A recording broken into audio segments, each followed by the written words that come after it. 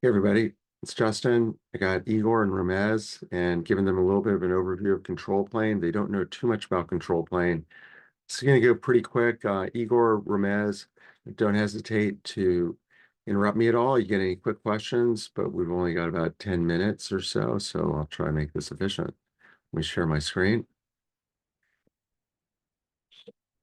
All right. So here's the mission is that we got a system controlplane.com. Basically, it's Kubernetes, layer on top of Kubernetes.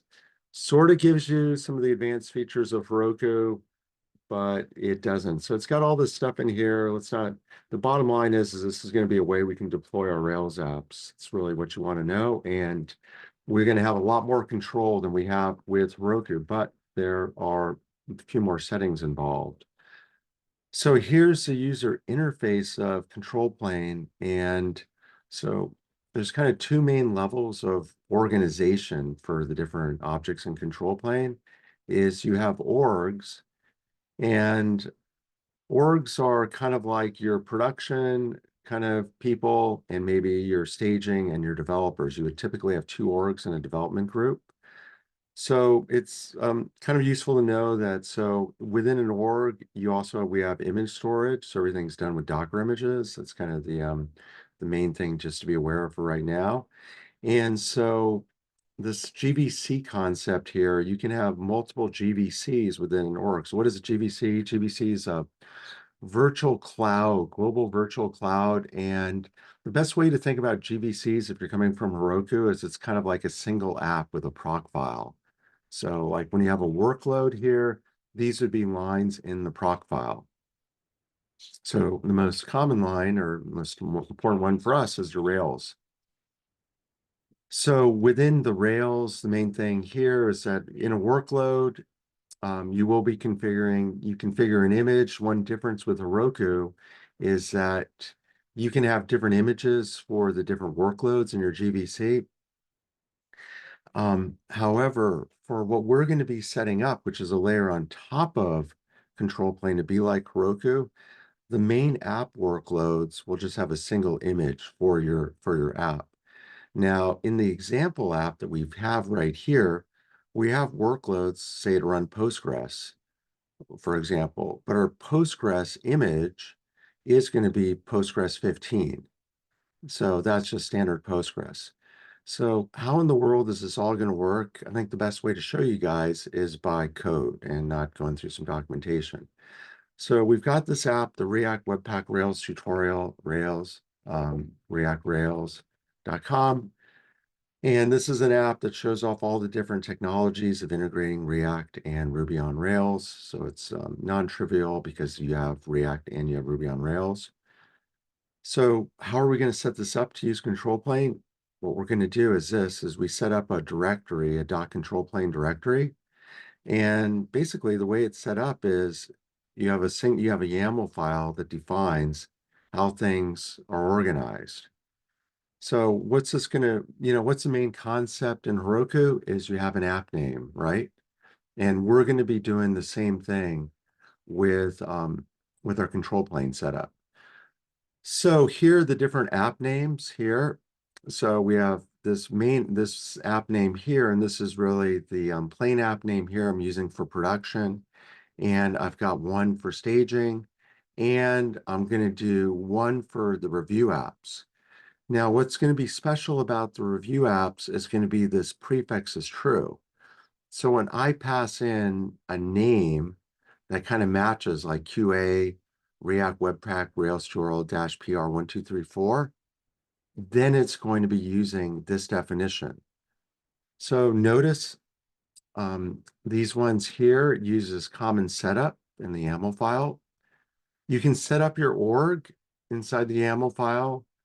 However, you can also set up the org in your env, and that way people can use this example app. And I'm going to give you guys a kind of a test org to play around with control plane. So that way you can actually just set your control plane org and then you can use this. So One-off workload. So Heroku's got a like Heroku, run. So you do one-off workloads on Heroku. Does that make sense? So if you're going to do a one-off workload on Heroku, we have to know which workload we're going to be running the code. And here it's using Rails. So app workloads, these are the workloads that use the standard Docker image for your app.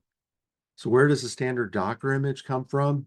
It's all within this control plane directory here, and we have a standard Docker file. This Docker file here very closely matches what's the new Docker setup in Rails. So nothing fancy here other than this is the Docker file that's used for production. So going back to our control plane setup here, um, you can have a maintenance workload, and that's just maintenance right there. And that what the maintenance workload is that, see these templates right here, is that when we set up the app, we can set up this maintenance workload here, and this uses an image shotcode maintenance mode, and this basically says, sorry, we'll be back in a few minutes. So, so some of the things that you had before that were kind of just built into Heroku, now you have complete control. So it's kind of good and bad. I mean, the good thing is that there's just a lot more you can do, and it's going to be a lot more flexible. So let's go back to the control plane YAML file here. We have a couple additional workloads here, which are Redis and Postgres. And additional workloads are ones that you're not going to be using for deploy image. Okay. And yeah, so that's it for that. There's actually another yeah, so these are the workloads here for like these are super useful for things like a review app, for example, because maybe on a review app, we don't really care to have production RDS, for Postgres. You just have a, Postgres from the image. So that's why we've got these set up here just right within control plane. This would definitely, we wouldn't do this for a production app, these additional workloads. These would be set up here under staging and we're probably just under the review apps. In the case of this example, to make it easy for everybody to deploy this, these ones are here in the common area. So that's basically what sets this up. So check it out under templates. The templates here get applied and this creates the app. You don't have to worry too much about all these details here. If you want to create a new template, you can actually go into control plane for any one of the workloads, say our Rails workload, and you go here, edit and apply, and you get the whole, you get the YAML version. So what's in here might be a little bit more because here has some of the defaults. What we've got in the repository right here, these Docker, these templates here mainly have overrides. So we got the daily task, which is going to be a Rails job. The GVC setup here, just kind of, you need this something like this to organize the app. What's in these files here is pretty straightforward. Shouldn't be anything too special. Handling secrets is a kind of topic for another recording. It's a lot of different ways we can handle the secrets so that they're properly exposed or not exposed. We talked about the maintenance one before, so here's the way we deploy Redis is that one. And by the way, for deploying Postgres, it's a little bit more complicated because Postgres is not a standard Kubernetes type workload. Standard Kubernetes type workload, what happens? You deploy as many instances as you want, right? But for a workload that's like this, like Postgres, you're going to have persistent disk space, etc. So this is how it's all set up here for this Postgres. So couple more files. We already went over the Docker file, control plane YAML. This is your main place. Everything's configured.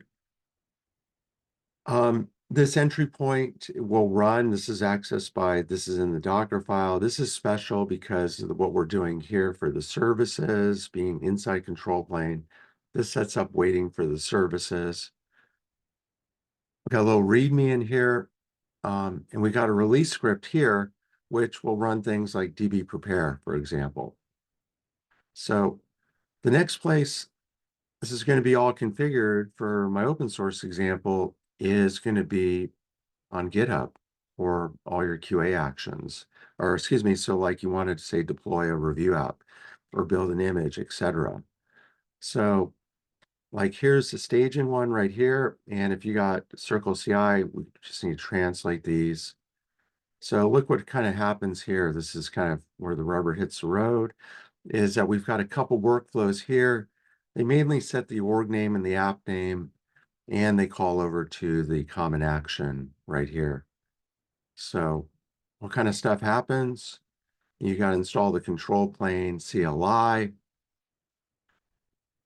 and then we're going to figure out what the Git SHA is, because we're going to name our images with that, a few characters from the Git hash, GitHub hash. Then what happens? You got to set up some permissioning here. Pretty simple. You do have to have this control plane token defined. Okay, what's next? This is where we start doing a few things.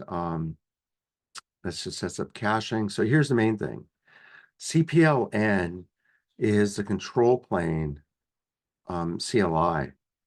You got what we did with this right here is we have our CPL, which goes on top of the control plane CLI, the CPLN, and their API. So you want to keep that separate. There's a lot of docs in here that go through everything I just spoke about.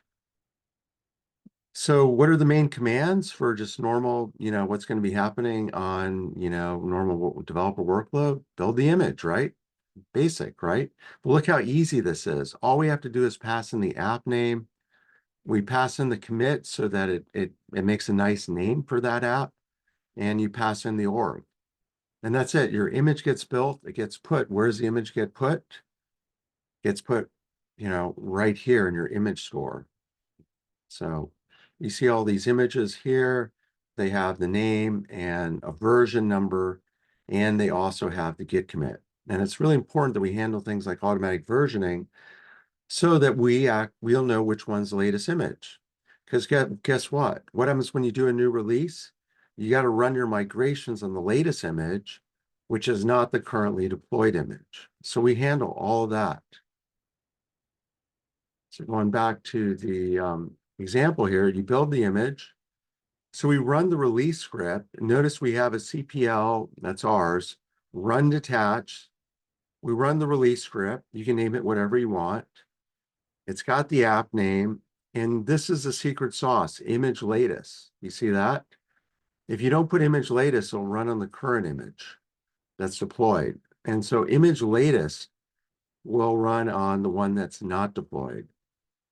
So you see how it's kind of neat, it keeps track of this.